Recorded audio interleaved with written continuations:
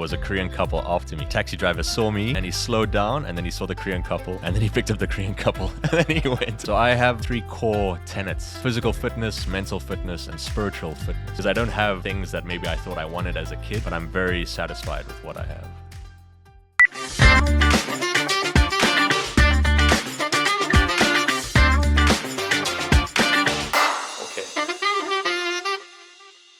평범한 사람들의 특별한 이야기, 성공한 스푼 팟캐스트 7번째 에피소드를 시작합니다. 저는 성공한 스푼 인생 큐레이터 김윤동입니다. 오늘 모신 게스트는요, 굉장히 특별한 분을 모셨는데요. 바로 남아공에서 한국으로 와서 12년 동안 교육자의 길을 걷고 있는 마이클 뉴튼 씨입니다. 그래서 오늘은 굉장히 특별하게 영어로 인터뷰를 진행할 텐데요. 조금은 긴장이 되지만 한번 열심히 그리고 재미있게 흥미로운 이야기를 진행해 보겠습니다. 저와 함께 마이클 뉴튼 씨를 만나보시죠. 안녕하세요, 마이클 뉴튼 씨. 안녕하세요. 반갑습니다. 네. Nice to meet you. Yeah. Thank you for having me. Thank you for coming today. Appreciate that you joined this podcast today. Yeah, my pleasure. Thank you for having me. How was it like coming to here today? It's snowing outside. Yeah, it's a bit hectic. I thought the traffic would be easy because it's Saturday morning, but less people were hungover today, I guess. Yeah, great. So you knew about our podcast, right? Sure. Actually, I heard some stories about you and I found it very interesting. Yeah, so it's great that you came out today. And I'm happy to be here. I'm glad that the producer thought of me when he decided to make this podcast. So happy to be here. Yeah, so the first thing we usually ask our guest is to draw a life graph. We call it life graph. And then you draw it here. You're from the South Africa, right? That's right. Yeah. Yeah, so I think many of our followers and the subscribers were not that familiar with South Africa. So you can share some stories about like how you are coming from South Africa and your life, your youth. Yeah, you for spent sure. in South Africa. 100%. How was it? Yeah. Okay, so I was born in Cape Town, which is southernmost point of Africa, right at the bottom of Africa. You don't get any further south than that. And a very beautiful city. Mm-hmm. We're known for beautiful beaches and for a beautiful mountain that's called Table Mountain. Okay. It's called Table Mountain because it's very, very flat. Yeah, many people in Korea, when I say I'm from South Africa, usually the next question is, why aren't you black? Something like that. Yeah. But there's about 8% European Caucasian population in South Africa now. So about 50 million people live in South Africa. 50 million. Yeah, it's almost the same as Korea, like population. Born in Cape Town, beautiful place, grew up there. The first few years of my life were really cool because I was very ignorant to a lot of the dangers around. But I think around when I was 10, then you start to realize, that things are not always how they should be and not how they could be. So when I was about 11 years old, I was visiting a friend who lived in my neighborhood, and I was cycling home on my bicycle to go home from my friend's house. We had like train tracks, and under the train tracks, it was kind of like a jihado, so a walking track, to get under the tracks safely. Yeah. And I cycled down into that area, and in the shadows, there was this dude waiting, and he just like stopped me, and he was like, he was a colored guy. So in South Africa, we have like 3 race types. Okay. It's white, and then you have colored, which is kind of mixed between white and black. Okay. And then you have black guys as well. So he was a colored guy, so he was like mixed, as we would call them. And he stopped me, and he was just like, where you going? So like, going home? I was just chatting to him, just like I would speak to anyone. And then, next thing he just pulled out a knife. Oh. And he was like, give me your bicycle. Give it to me right now. And I'm like 11 years old, just like he wasn't asking for money, but I was like, okay, just take it, So he took the bike, and then I went home, told my dad, and we called the police, and we went down to the police station, and they couldn't find the guy. He was just like gone, And they gave me these books to look at with all these guys' pictures in. Oh wow! It's like this book of criminals, and I'm just him? Like. Yeah. I don't know, there's like 500 people here. Yeah. I don't know any of these dudes. So we just sat there for like an hour, and then eventually my dad was like, let's just go. And then, so that was, after that time, I think I kind of became more aware of the danger. So South Africa is very, very beautiful, but it's a very dangerous place to live in. Yeah, thanks for sharing the story. And sometimes I like to watch travel YouTube, where people travel like, different countries, and then many people go to the South Africa and then usually talk about the danger, how dangerous it is. So it is true. Huh? It is true. From your story, yeah. The last time I went to South Africa was maybe 7 years ago. It was for my father's funeral. And when I was in the airport, I went to like a burger restaurant in the airport.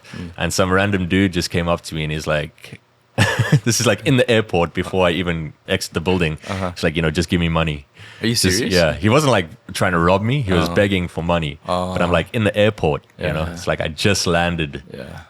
Let's not do this right now. But, So it is quite it's dangerous, just it's just an interesting place. Yeah. Difficult place to live for a lot of people, I think. And I heard about your grandfather's story, right? So I thought that was very interesting. So do you want to share that story as well? Sure, yeah. So my grandfather, he was born in South Africa. Like I said, I'm like fifth generation South African. But my grandfather was born in Johannesburg.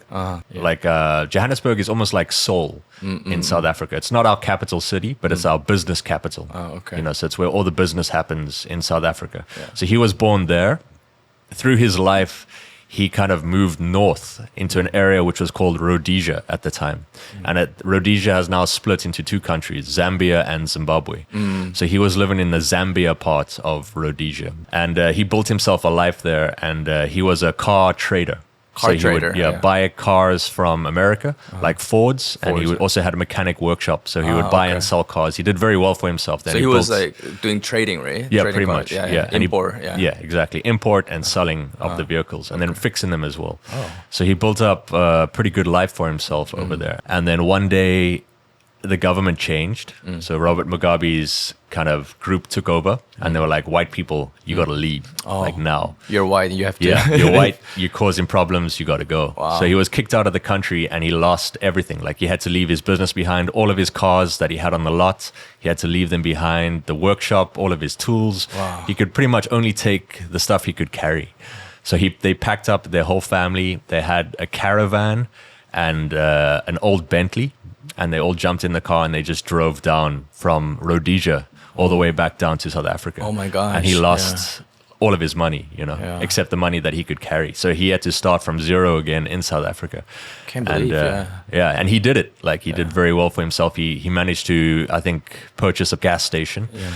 And then he also built a mechanic workshop onto that gas station as well. And he made some very good investments in his life. Wow. So he managed to rebuild for himself. But, that's the kind of reality that he had to deal with. Yeah, it's pretty hectic. Yeah, but the story is so amazing, because he had to start all over, like everything all over again, and then he made it again, right? Yeah, he did. So it's his story is a massive inspiration for me in my life. Yeah. Because the resources that he had at the time were much less than the resources I have now. Of course. Or the information that's available to me now. No YouTube back then. Right? Yeah, exactly. Nothing. So he made it work so that whenever things get difficult in my life, I just think back on his story. So if he can make it work, I can definitely make it work too. Right. Yeah. You have it in you, Like, that's it. Yeah. Great. Are you from the rich family? I mean, did you get money from like your grandfather's generations? No. Or I would classify my family as lower middle class. Yeah. My grandfather was pretty wealthy, but I didn't live with my grandfather. Like I lived with my own parents, of course. And our financial situation was a little bit different. Like we lived in an area that was called, it's still called Southfield. So it's not very affluent area. It's kind of poor. So especially also when I was about 13, my father lost his job. And after that, he never really went back to work. So my mom kind of took on the breadwinning role of the family.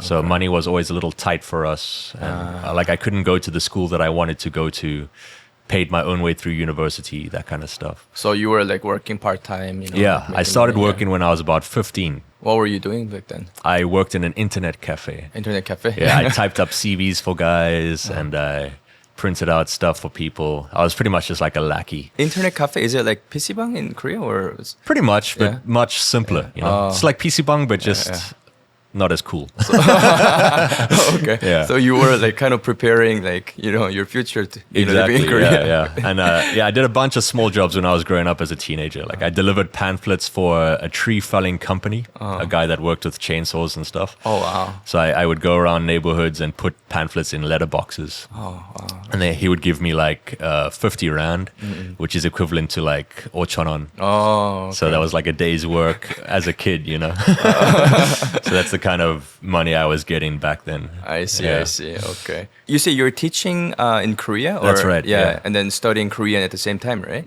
I'm studying Korean at Seoul University. Yeah.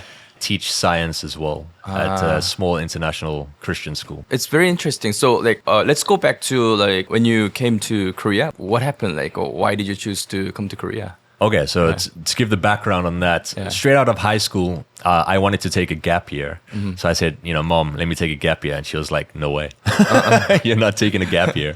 And she's like, you got to get to work ASAP. So I studied IT because I loved computers and playing games and stuff. So I had an interest in that. And I thought I could make a career out of this. So I studied IT. I did a year kind of certificate program to get a coding degree. And then I did the coding. And I went to a company, joined the company, and then my whole life just became computers. I would go home, play games. I would go to work on the computer.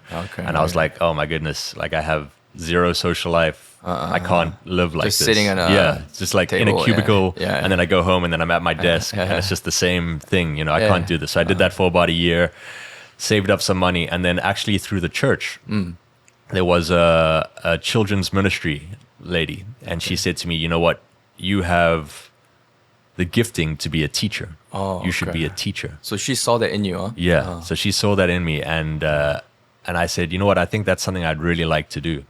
So I went to study education at that time, and I went to university where from the first year they sent us out to teach. Not after the graduation. Right. So usually it's in the final year you go to do your teaching practice. Right. But in the cool thing about this university was they kind of let you know what teaching is like, because you don't know until you're actually in it. Right. Until you try it. Exactly. You don't know if it's good fit for you, right? Yeah. So we had about 200 students sign up for our program, and then after that first teaching prac, we lost almost 50%.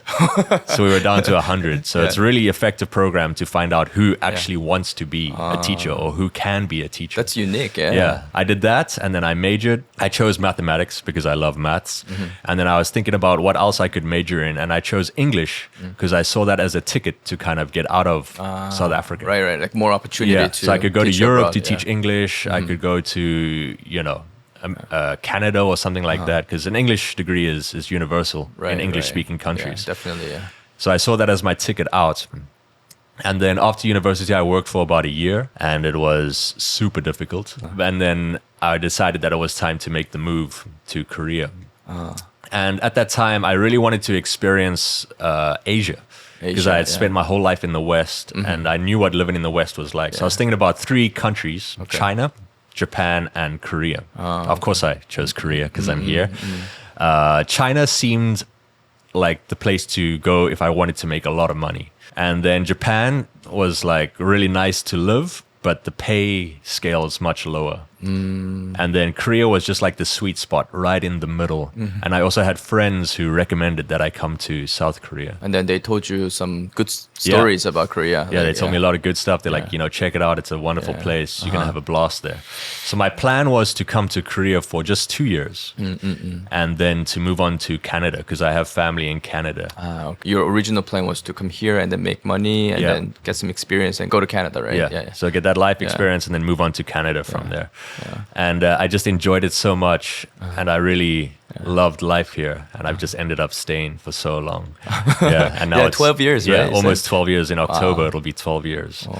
So it's been a great time. I think my life has just been getting better and better since I've been living here in Korea. Wow, okay. So this leads to many other questions, but where was the place? Like, where did you come to Korea? Like, when you first landed here? Yeah, I had a recruiter who brought me in. It was super funny.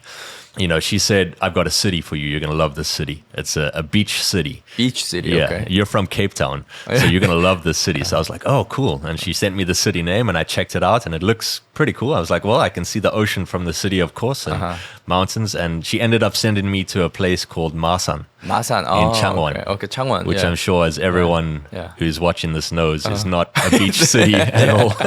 There's no beach. Right. It's a port city, but it was actually a lovely place. I love Masan. Like, I always want to go back. It's where I started my life here in Korea. Oh, yeah. So I really enjoy that area. And I worked in a hagwon to start things off. And although hagwon life is not great compared to where I was coming from, it was so nice, so comfortable. Even though I was working much longer than I do now, the days were much rougher. Life was just still so much better for me at that time. So do you remember anything, like how did you feel like when you first like went to Changwon, and it must be a totally different place than compared to, you know, where you came from? So. Yeah, so I got to the airport in Incheon and I took the limousine bus down to Masan. And I didn't really know what to do. So the driver was kind of like, he knew where I was going. So he was like watching me, and he'd be like, he'd stop somewhere and then he'd be like, no, not here, not here. And then the next stop he'd be like, no. And I had my guitar with me at the time. Oh, you play guitar? Yeah. Acoustic guitar. So I had that, and I got off the bus in Masan, the last stop. And he was looking at my luggage, and he saw my guitar, and he was like, "Oh, you're a guitar man." So I was like, "Oh, cool, this guy's gonna speak to me about music." So I was like, "Yeah, I play the guitar." And then he was like, "Okay, bye." And then he got on the bus and he left. Yeah. And then I walked into the small little terminal at Masan, because, you know, it's not a big place at all. Yeah. And I was just like, wow, you know, I'm here. No cell phone or anything, just the boss wasn't there to pick me up. Yeah. I had to make a phone call at like a payphone. You know, those were still around at the time. Wow. So, and no Korean, like you didn't know how to speak Korean, right? I learned like a few phrases before I came, but when people were speaking to me, it was just like like static. I couldn't understand anything they were saying. Right. So I walked out of the little terminal area in Masan, and there was a guy selling chestnuts. Chestnuts, Yeah, and he was cooking in there, and he was like, you know, you want some chestnuts? I was like, no thanks. And he was like, just try. He was speaking in Korean, but I feel like it was like, just, you know, try. Yeah, you know? yeah. So he picked one up, and he had his hand, and he pushed it into my mouth with his thumb, and I was like, whoa. Because we don't really do that in South Africa. So I was like, okay. So we're here now. But, you know, that experience, I count that as a super positive experience. Because it's just I'm here in Korea, The guy was so friendly. Yeah. He was just like so kind. It's like, have this. You know, you didn't pay for it, but just take it. It's good, so you might as well try it, right? You know? Yeah. So he was super friendly. And then I called my boss, and then I walked down the main street and eventually figured out where to go. And then my boss was like, cool, so you're going to start work today? And I'm like, I just had like a 20+ hour flight, you know, because from here to South Africa, it's literally other side of the world. So I was like, I think I'll start work tomorrow. And that's pretty much, how we went. So your life has been quite positive, right, in Korea? So Yeah. My perspective is a little different because I didn't grow up in Korea. So I didn't grow up with all the things that Koreans take for granted. Like in South Africa, we don't have the best public transport system. You know, in every city I've been to in Korea, but like the taxi system is so good. If there's a subway in the city, it's so reliable. The buses are so reliable. You know, you just really can't beat that kind of thing. And when you go to other places in the world and it doesn't exist, you feel that. Right, you know, it's really difficult. Yeah. Like when I went to Philippines to travel, and I wanted to move around from place to place because it's islands and stuff. You got to like boat and then take a van and stuff like that. There's no real transport It's hard system. to get to places, Not easy at all.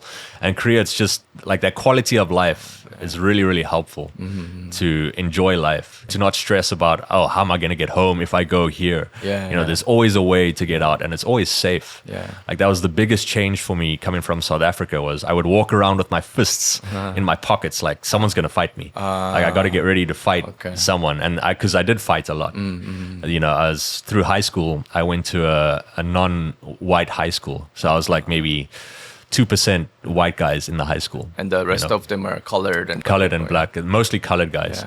I just remember when I was in senior year, there was this guy and he would be like, you know, hey, white boy, come on, white boy, what are we going to do? We're going to fight. And then one day I just like grabbed him and I just, you know, decked him and we did fight. And then after school, he was like trying to wait with all of his friends to kind of jump me and stuff like that. It's just not a pleasant experience. You are from South Africa, but obviously you're Caucasian, right? Is there any moment that like people just question you, like, or trying to, pick a fight, say something rude, like, why are you white? South Africa is Africa, Yeah, I've had a few small experiences in Korea, but not from Koreans. It's mainly from like other foreigners from America. So I remember I went on a trip once, a ski trip.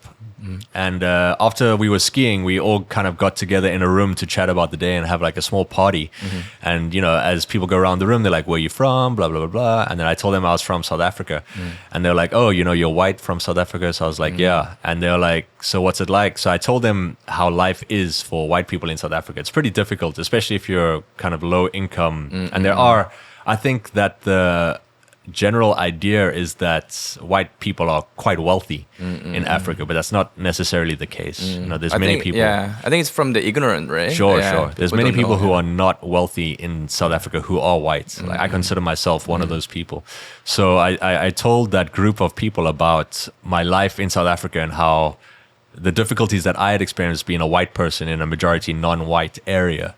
And their response was just like, oh, that's good. Like, you should be experiencing that. And I told them about pandemic, not really a pandemic, it's not a sickness, but Afrikaans white South Africans are getting murdered in South Africa on their farms. So black people are coming in and killing white people. And I told them about that situation and they were like, oh, good. Like, white people need to pay for that, for what they've done in the past. What? And I was like, whoa, I didn't do that stuff. Yeah. Like, I have no connection to that. That's like generations before me. Yeah. Like, why do I need to pay that kind of price, It's crazy. And so in the UFC, there's Dricus du Plessis. And when he was going against Adesanya, Adesanya was kind of questioning his African status because he is a South African man, born in South Africa. His family had lived in, and he's a Dutch guy, du Plessis. So he would have been there much longer than my family would have been because England came after Dutch arrived, the Dutch people. Right. So he has more claim to be African, So his thought was like, I am more African than you because you've spent time in New Zealand and America and all these other places, not actual Africa. I've spent my whole life in Africa, born in Africa. So I'm more African than you, even though you're black and I'm white. And that's kind of how I feel many times, Right. I'm white, but I'm still African. I was born in South Africa. Right. I've never lived in Europe, ever. I never probably will live in Europe, ever. Yeah, like again, So- I think it's just coming from the ignorance, People Sure, just don't know, Right. Yeah. And I think these days it's just a little bit popular to hate on white guys for whatever reason. But it's okay. It doesn't bother me at all. Like, I don't really care. They might say certain things, but it doesn't impact my life. I still know my value. Yeah. I know where I come from. I know what I'm course, doing. yeah.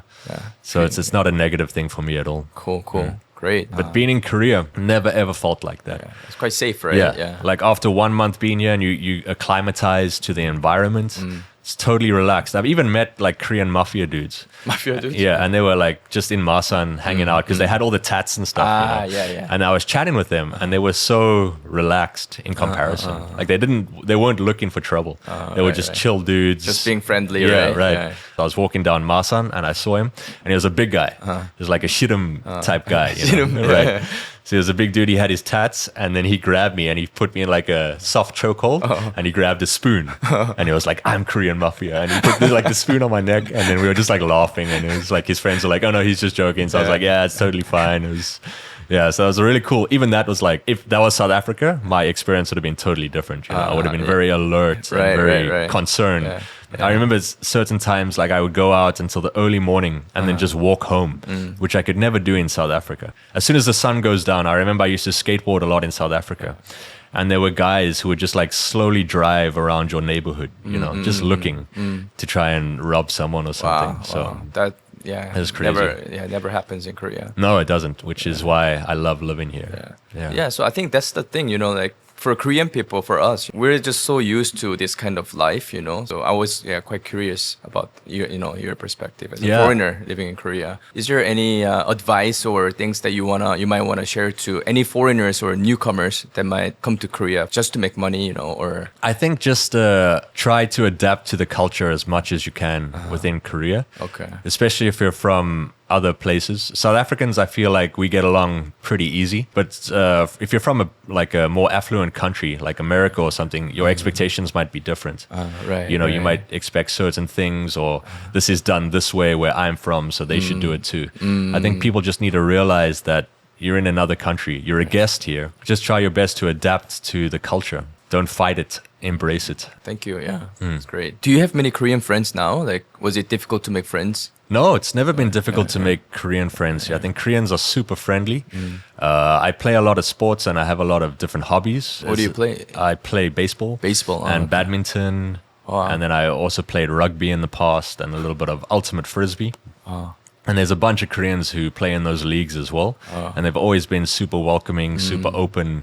And it's really easy to get along with them. They want to get along. They just want to meet up and chat.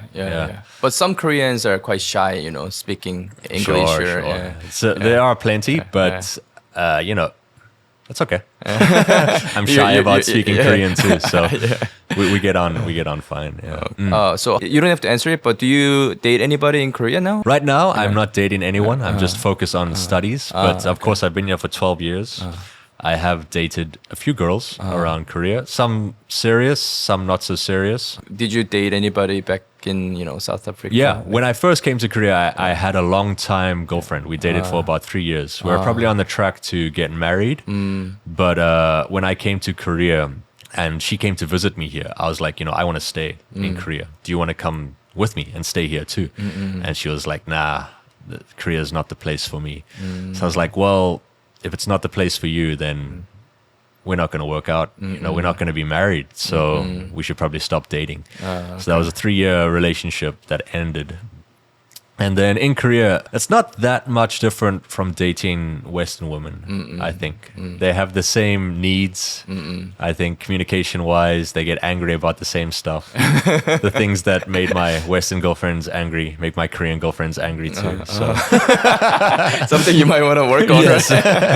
I've got some work to do there, I think. You just mentioned that you're not dating anyone. Living in Korea as a foreigner, do you ever feel lonely?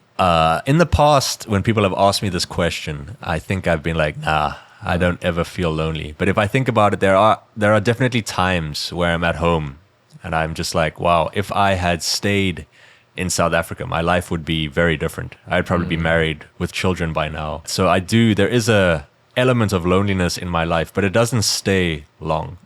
Like I don't have regrets about coming here. Okay. So it comes and it goes, but because I do so much, like I'm out keeping yourself busy, right? I keep myself busy. I almost distract myself from that feeling. Okay. So, being single, being bachelor, it doesn't really impact me negatively. It's just like something that's in the back of my mind. Plus you said you have many friends. You're doing so many activities, Yeah. And then you pray. Yeah, I feel like there's always someone I can call. So I'm never fully alone. I see. Even if there's no one in Korea, I can call my brother and speak with him, or I can call my best friend back in South Africa and speak with him as well. Okay. So there's always someone that I'm able to contact. Okay. So I think I'm never fully alone. Okay, that's great. You can call me too. Now I've got your number, so Cool. Be prepared. Right on. Yeah. So I'm sure you get this question a lot. What's your favorite Korean food? I think I'll surprise a lot of people with this answer, but my favorite Korean meal is sundae-gukbap. 순대국밥? Yeah. Okay. I love sundae-gukbap. Like coming from the West where we don't usually eat that kind of stuff, I don't think I would have ever eaten that had I not come to Korea. Yeah. But I love the taste of it. Like it's just such a hearty meal and it's so warm, like on a cold day to eat some sundae-gukbap. It's just so refreshing and it feels... Man, you're so Koreanized now. Yeah. It's really good. When I think about the actual ingredients, it's a little off-putting, but when I actually eat it, it's just... It tastes good, right? Yeah. Oh, it tastes like home. I think it's the first meal that I had in Korea where I was like, whoa, I really, really enjoy this. So when I eat it, I feel comforted, like I'm back home. Okay. Even though it's not something that I would ever eat back home. Yeah. But sundae-gukbap, definitely my favorite. I didn't expect that. And then after that, like bosam is really good. Oh, bosam is good. Like steamed pork, love that. Of course, chicken is amazing. I love sunsal chicken. I never had sunsal until I came to Korea. I was like, whoa, you can have chicken without the bones? Without the bones. That's really good, yeah. High tech, Yeah. So my favorite brand is gupne 굽네. No sponsors yet. Yeah. We're waiting for it. Is there any food that, okay, I know this food, but I can never try it? Oh man, there's so much Korean food that I don't eat because I don't eat fish. You don't eat fish? Yeah, okay. and I don't really enjoy spicy food. So that's like 90% of Korean food goes out the window. But that I don't enjoy, it's actually ori, you know, duck? Ori? Yeah, when we have duck at school for lunch, it's not like the taste of the meat, but it's just the fact that there's so many small bones. And I think that's why I don't like fish as well. So many small bones in the meat. So it's like you have to kind of work around the bones to enjoy the meal. And I don't like that. I like to just eat the food. Like I don't want to do work when I'm eating. You just mentioned about like a lot of good things about Korea, but was there any negative experiences or any moment that... There's two. First one was I was trying to catch a taxi and I was waiting at the corner and then there was a Korean couple after me. And the taxi driver saw me and he slowed down and then he saw the Korean couple and then he picked up the Korean couple and then he went.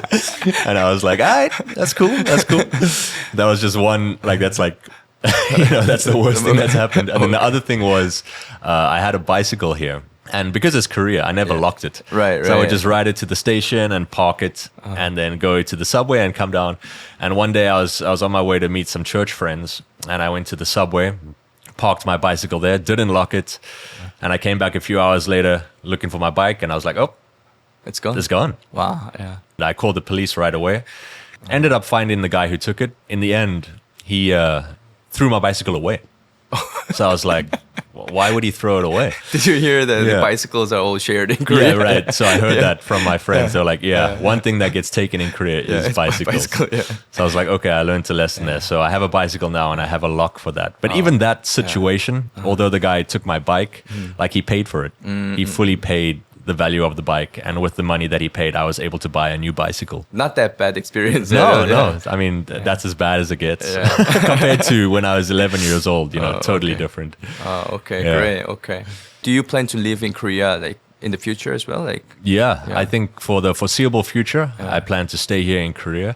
I'm very lucky to work at a lovely school that treats me very well. Okay. They have a very strong community that's very supportive.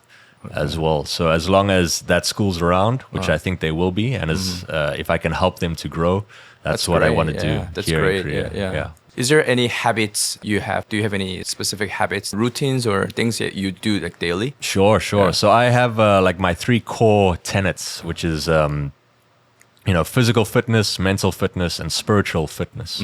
I start with physical fitness. Okay. That's like the basis, the foundation. And from physical fitness, you build into mental fitness. And from mental fitness, you build into spiritual fitness. Okay. Can you share more about that? Sure. So daily, I have a workout routine, which I do. It's high intensity interval training. Okay. HIIT. Okay. And it's about 30 minutes every single day. And it's just a lot of push-ups, a lot of leg work, and a lot of core work. That's really, really helpful for physical fitness. And then Monday, Wednesday, Friday, I like to go running. I do sprint training. And the reason why I do sprints is to help me with mental faculties, actually. Because when you're sprinting, your body is just like, stop. What are you doing? Pushing through that feeling really helps me to like energize my brain. And it makes my brain stronger. So when I play sports... like I find my decision making is just that much quicker because I've done this kind of training. So the physical elements really helped me and it helps my mental powers regularly as well. Okay. How do you work on a spiritual part? So I'm Christian, of course. So I spend a lot of time reading the Word and in prayer. Bible and yeah. So, but these days I find my prayers are mostly just prayers of thankfulness. Thankfulness. Yeah, because I feel sometimes like we go to God and we just ask, please give me this, and give that, me that. Yeah. And no one really wants a friend like that. Who wants a friend that's just like, hey, always asking for something, please, right? give me stuff. So I prefer to say like, thank you for what you have given me. Thank you for the life here. So when I'm doing my workouts as well, I'm just like, thank you for this body. Thank you that that I'm not injured, that I'm able to do these kind of exercises. Wow. So I just try to live in that thankful space. Living in that thankful space gives me like a super positive outlook on life. Yeah, of Because course. I don't yeah. have the things that maybe I thought I wanted as a kid. Like, I don't have a mansion and 5 cars, but I'm very satisfied with what I have. Okay. And I think being just grateful, it's kind of Definitely. like a coating, protecting negative thoughts to come in. Yeah, so yeah. It's being positive. I think that's really important. Yeah. Sure. Yeah. Yeah. So getting towards the end of our podcast, we have some, we call it like signature questions, like official questions that we have in our channel. Because our channel name is Success Spoon, right? So I'm wondering, like, what's success to you? Like, what's the definition of success? For me, I think there's a few different like avenues for success in your life. You don't need to hit all of them. I think financially, once you're free, you're successful in that field. Okay. But ultimately, I don't think financial success is the most success you can have. I think that family success is probably the biggest success that anyone can really have. Like being married and having that kind of family and having kids to pass on everything that you have. Because without kids, there is no real necessity for anything that we do. Because if I'm not going to pass on my wealth and possessions and knowledge to the next generation through children, what am I really doing? Okay. So for me, ultimate success is that. Pass on what you have. Yeah, and- passing on what I have to the next generation. Does it lead to your like profession, like as an educator? Definitely. Yeah. I think so. Like, those are obviously not my kids, Yeah. but I see them as my kids. I want to yeah. help them be as successful as possible in their lives. I want to try to nurture them in different ways. So I know some students at school are not like academically gifted, but they're excellent at sports. Right, So I right. want to nurture them in that kind of sport field more than Academic, yeah. in academic field. So that makes me feel successful in a way. If I can help that kid to achieve something in their life, then I feel success for doing that. Because at the end of the day, like, we can make all these cool inventions, we can cure cancer and do everything we have to do, but if there's no next generation to follow that on, it's for nothing. It'll Yeah. just go to nothing. Okay, great. Next question is, what would you do if you were to go back to zero? What would you do first? Oh, back to zero. Yeah. I think the first thing is building a skill set. Skill set in what aspect? Yeah. So for me, it would be Korean language. If I'm in Korea and I'm at zero, Yeah. gotta learn Korean, because that's gonna be how you build relationships with other people. You think the language proficiency is very important to live in Korea? Like learning Korean is. if I was at zero, Yeah, yeah. like I have nothing else available, I have to learn Korean language. Okay. So that would be a necessity. And then from there, build relationships. And through those relationships, hopefully get opportunities to gather some steam and to move forward. I think that we can't do things solo. Right, We're not right. islands. We need to be connected with community. Community, yeah. So if I'm at zero, I really need to rely on those around me. Right, And if I can't communicate with the people around me, I'm stuck. Yeah. I'm out of luck. All you can do is just eating chestnut. Right. Just wait for someone to put a chestnut in my mouth. Yeah. Start at zero, build that community, and through the community, hopefully gain opportunity to move on to something better. Yeah. Okay. Thank you so much for today, and hopefully, next time I can invite you again, and we can carry conversation in Korean. I hope so. Yeah, that would be great. Okay. Thank you so much. Thank you. All right. 성공한 스푼은 평범하지만 특별한 여러분의 이야기를 기다립니다. 거창한 성공 스토리가 아니어도 괜찮습니다. 누군가에겐 당연한 경험이 또 다른 누군가에겐 큰 영감이 될 수 있으니까요. 더보기란에 출연 신청 링크가 있습니다. 지금 이곳에서 여러분의 이야기를 나눠주세요.